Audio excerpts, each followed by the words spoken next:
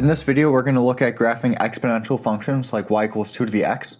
We're going to use a transformation approach, and at the end of the video, we're going to briefly look at the inverse of an exponential function. So as a warm-up, it says graph the function y equals 2 to the x power on your graphing calculator, and then answer the following. And this is pretty easy to do on Desmos. And now looking at this graph, I can see going to the left and to the right forever that the domain is all real numbers. And the graph is always going up, so it's hitting all those positive y values, but as it's coming down here, it's approaching 0 and it isn't crossing over the x-axis. It does actually have a horizontal asymptote of y equals 0, which means the range is all the y values from 0 up to positive infinity. Since it's slowly approaching the x-axis but it's never going to cross it, that means there's no x-intercept. But there is a y-intercept here at the point 0, 1. And since it's an exponential function, there's no vertical asymptote. So we can think of this as our parent function for an exponential. Since the base is 2, it means we're doubling every time. And you can see that in the y values. Every time we go up one x value, the y value doubles. And if we take our parent function, we can transform it lots of different ways. So here's a more general form of an exponential function, including all of its transformations. You can see we've opened it up to being any base b. Since this is an exponential function, you can think of the exponent x minus c, that's like inside the function. It's then being multiplied by a, and last you can add some constant d. So let's type that into Desmos and see what we get.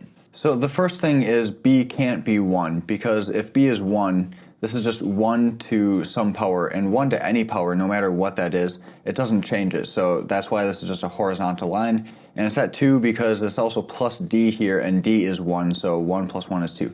Okay, so b can't be 1, and if I increase it, you can see I get an exponential function. It's an exponential growth function growing up to the right like this. With a b value that's less than 1, you can see it's an exponential decay function like this.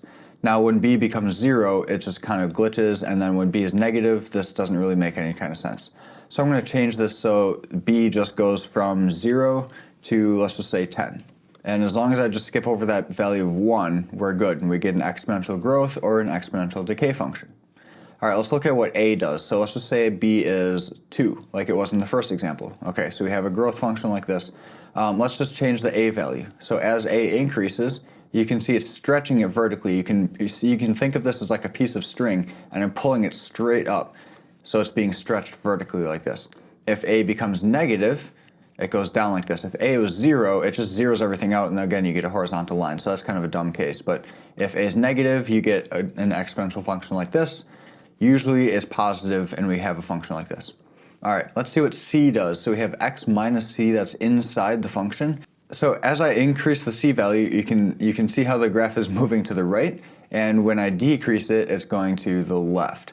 So if I have x minus 5, let's say, like x minus 5 like this, that moved it right 5 units. If I had x minus negative 5 over here, x minus negative 5, that's like x plus 5, it moved to the left. So you remember just how the inside of the function goes the opposite way of what you'd expect. And then the d value at the end, adding d, that just moves it up or down. However, if I want to reflect the graph over the y-axis, that's a little bit different. That means I want to reflect it horizontally. If I want to reflect the graph horizontally, that's a little bit trickier. Basically what happens is I have to put a negative in front of the x. That's like inside the function. If I do that, that reflects it like this. But here's the problem. Now if I move the c value, because that's also inside, it's counted by this negative here, if I move the c value to the right, see what's happening? So remember before, I didn't have the negative in front of the x. When I moved c to the right, that moved the graph to the right. When I moved it to the left, it moved the graph to the left. When I put the negative in front here, now the c value it's moving the opposite way. When I move c to the right, the graph moves to the left. I don't want that to happen. I want this to still work the same way. So what I'm actually going to do is I'm going to take this x minus c, and I'm going to put that in an extra set of parentheses. Now that looks a little obnoxious, but what happens now is even though the graph is reflected, right, it's going down. If I get rid of this negative here, it reflects it back. So let's put the negative in front there again. Now it's reflected horizontally, but now if I move c to the right, the graph moves to the right, and that's what I want to happen. That's how it worked before.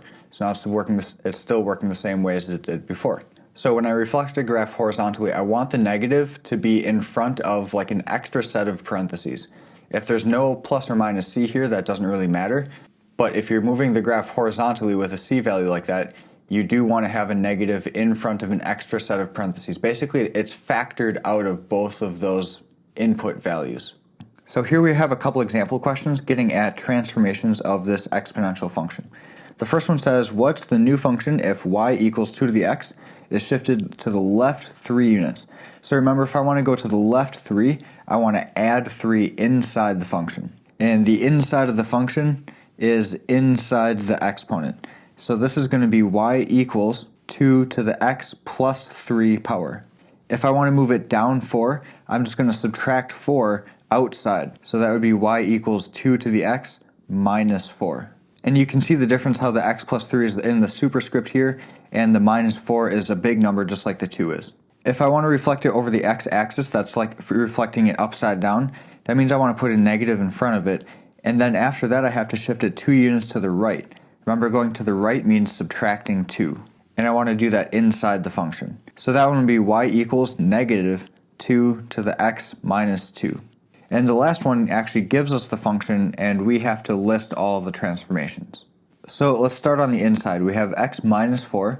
That's moving it to the right 4. Adding 6 here is moving it up 6.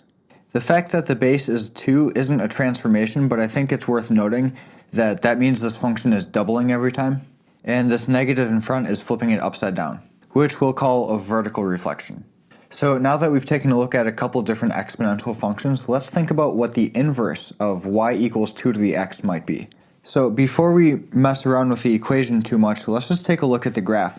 I remember that one way to find an inverse is to switch the x and the y values, so let's just do that for like all of these points. Like negative 2 comma 0.25 would become 0.25 negative 2, which would be here. And then like negative 1.5 would become 0.5 negative 1, so over to the right 0.5, down 1. Let's see, 0, 1 becomes 1, 0. 1, 2 becomes 2, 1. 2, 4 becomes 4, 2. And there's one more, 3, 8 would become 8, 3. So you can see, just like the exponential graph has this horizontal asymptote, it's approaching y equals 0. And again, when you switch x and y, finding the inverse, that would just be like writing x equals 0. And in fact, it does have a vertical asymptote here at x equals 0. You can see how these green dots are approaching this vertical asymptote here. So that's what the inverse of an exponential function looks like. Let's take a look at the equation. Remember, just if I switch x and y, this would just be x equals 2 to the y power. And if I wanted to isolate y and get that alone, that means I want to get rid of this base of 2. And undoing a base of 2 requires taking the log base 2 of both sides. So log base 2 of x equals log base 2 of 2 to the y power. And so these go away, and I'm just left with log base 2 of x equals y. So the inverse of an exponential function is a logarithmic function. So I can always remember what a log graph looks like because I think of like logs come from a tree and trees have branches, and so you can think of like a log graph's kind of like the shape of branches coming off a tree, and like the points are all like leaves coming off the branches. But that's it for this video. We're going to wait until the next video to really get into graphing log functions.